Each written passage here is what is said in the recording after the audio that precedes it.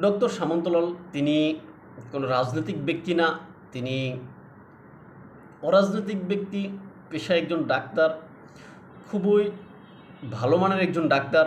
তারই পৃষ্ঠপোষকতায় আমি যতটুকু জানি, তার ওই অনুরোধে এই যে জাতীয় বার্ন ইউনিট বা জাতীয় বার্ন ইনস্টিটিউট এটা কিন্তু প্রতিষ্ঠিত হয়েছে এবং ডক্টর সামন্তলালকে এটার প্রধান হিসাবে বা পরিচালক হিসেবে কিন্তু নিয়োগ দেওয়া হয়েছে। সেখানকার দুর্নীতি বা অন্য খারাপ খবরাখবর আমরা কিন্তু জানি না। ডক্টর সামন্তলাল তার কর্মে অত্যন্ত মনোযোগী।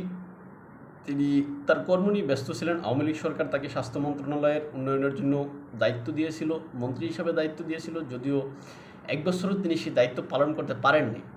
আওয়ামী লীগ সরকার পতনের পর ডক্টর সামন্তলালকে জেলখানায় আটক করে রাখা হচ্ছে বিভিন্ন অভিযোগের কারণে। আর বাংলাদেশের রাজনীতি তো আসলে ক্ষমতায় থাকলে আপনি হিরো, ক্ষমতা থেকে গেলে জিরো। কিন্তু এরকম মেধাবী এবং উচ্চমানের ডাক্তারগণ আসলে তারা তো রাজনীতি করতে আসেননি, তারা দেশের সেবা করার জন্য ব্যস্ত ছিলেন। তাদেরকে এনে এখানে আওয়ামী লীগ সরকার এখানে মন্ত্রী বানিয়েছে। এখন এই ডক্টর সামন্তলালকে এই যে জেলখানায় বন্দি করে রাখা হচ্ছে, তার যে অভিজ্ঞতা সেই অভিজ্ঞতাকে নষ্ট করা হচ্ছে, এটা আসলে খুবই নিন্দনীয়।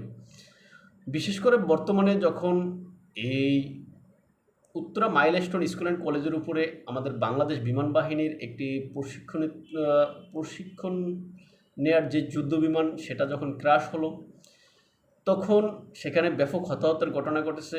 তারই সেখানে অনেক লোক, বিশেষ করে আমরা সর্বশেষ যে তথ্য পেয়েছি সেখানে 20 জনের মতো লোক নিহত হয়েছেন এবং বিভিন্ন হাসপাতালে আরও 2 থেকে 3 জন লোক নিহত হয়েছে। আহতের পরিমাণ বা হতাহতের পরিমাণ অসংখ্য, বিশেষ করে পুরা রোগী। এখন ডক্টর সামন্তলাল যেহেতু এই পুরা বা বার্ন রোগের জন্য, বার্ন রোগীদের জন্য বিশেষজ্ঞ, এখন এই মুহূর্তে ডক্টর সামন্তলালকে প্রয়োজন রোগীদের। সুতরাং আমাদের যারা কর্তৃপক্ষ আছেন, ইন্টেরিয়াম আছেন, তাদের উচিত যে কোনো উপায়ে যে কোনোভাবে ডক্টর সামন্তলালকে এই যে কারাগার থেকে মুক্তি দিয়ে তাকে এই যে জাতীয় বার্ন ইনস্টিটিউটে নিয়ে আসা, তাকে তার কর্মক্ষেত্রে যোগদানের অনুমতি দেওয়া। কেননা এই যে রোগীদের জন্য তিনি কিন্তু অনেক অনেক অভিজ্ঞ।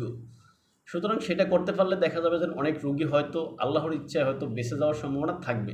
ডক্টর সামন্তলাল কোনো রাজনৈতিক ব্যক্তি না, তিনি রাজনীতি করতে আসেননি।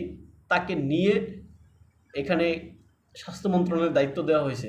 তার অন্যায় থাকতে পারে, সেটার বিচার পরবর্তীতে করা যাবে। তাকে এই মুহূর্তে রোগীদের প্রয়োজন বলে আমি মনে করি। ভালো থাকবেন সবাই, দেখে অন্য কোনো ভিডিওতে। আসসালামু আলাইকুম।